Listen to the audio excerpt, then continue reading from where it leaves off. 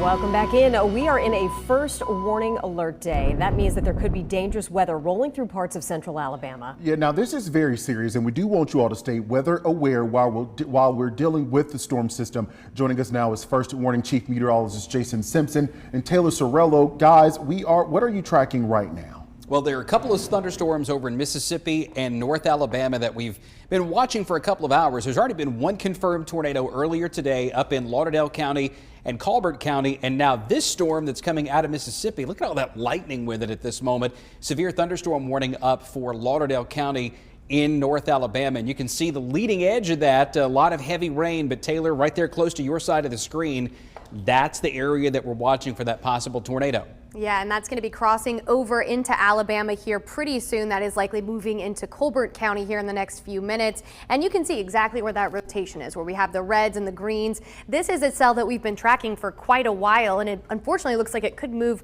through very close to some of the same locations that were already under a tornado warning once today. Yeah, Cherokee, Central, the northwest part of Florence up towards Zip City, communities like that are going to have to be watching out. And then we've got other thunderstorms to the west. Now, this is not all that impressive on radar at the moment, but we think what will happen is as this moves into a much more conducive environment for severe weather, that we will have a number of stronger thunderstorms erupting within the next couple of hours approaching northwestern Alabama. Now, one reason that you see only a few counties under this watch at this moment versus a whole lot of areas around Tuscaloosa, Birmingham, Anniston, Gadsden not in it, well, this is where we already have some storms in progress. So the tornado watch goes through the rest of this evening. I do expect it to be extended throughout the rest of central Alabama, maybe even as far south as Chilton and Coosa counties for the rest of the evening. And there's the timeline, and everything seems to be working pretty well along this line at this moment. Yeah, so you can see this this northern zone here. We've got storms ongoing now, and we're going to be watching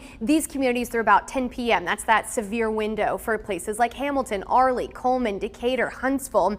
Storms will then be moving towards the I-20 corridor between the hours of 6 p.m. and midnight is when we're watching communities like Aliceville, Greensboro, Tuscaloosa, Birmingham, Hoover, Aniana, Gadsden, Center, Piedmont, with storms moving south of the I-20 corridor and eventually weakening a bit as they arrive in communities like Selma, Rockford, Clinton. But you're still on guard because there is still a risk of especially some damaging winds as those storms cross south of I-20. And as muggy as it is, you may be thinking, well, how in the world could they possibly weaken? Well, the parameters are a little bit different from one end of the state to the other. The wind shear, the instability, they're all it's varying from place to place somewhat. So this is the overall expectation. Tornadoes, a medium expectation. Some of those could be on the stronger end, maybe higher than EF2 in strength. Large hail, we might get some hailstones the size of baseballs or bigger in the most intense storms. This is probably the biggest threat, Taylor, 70+ mile-per-hour wind gusts. And you and I have been discussing the soggy ground makes that a much bigger deal. Yeah, and just like we saw with some of the storms over the weekend that weren't even severe warned, we had trees that came down. So it is not necessarily going to take winds up to 70 miles per hour for us to have some issues with trees this evening. Yeah, and we may get some 50 or 60 mile per hour gusts that are capable of knocking trees down that otherwise would have weathered that just fine. It's rained 15 inches this month in Fayette, nearly a foot in Tuscaloosa, 8 inches in Birmingham, and there's more coming for tonight.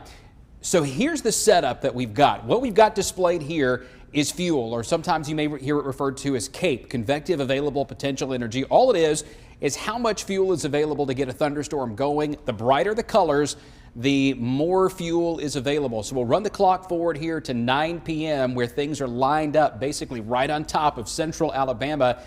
Through 10 o'clock, that should be the position of our thunderstorms, right on the northern edge of this. Now, when we combine the instability and the muscle, or the wind shear aloft, this is at about 5,000 feet up, and the stronger the winds get this evening, look at this, we'll stop it at 9 p.m. You see these little bursts of brighter colors.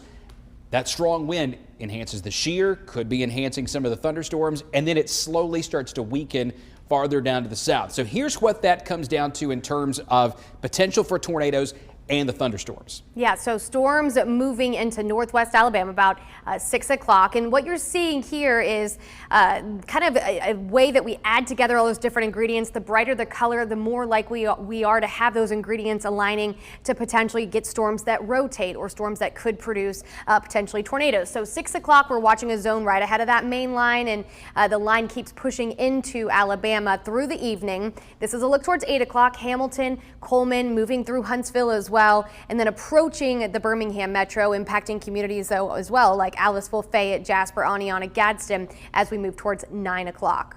And just to note, if you are surrounded by trees, especially if you live in a mobile home, treat a severe thunderstorm warning tonight almost like a tornado warning because of that very high wind potential and the trees getting knocked down.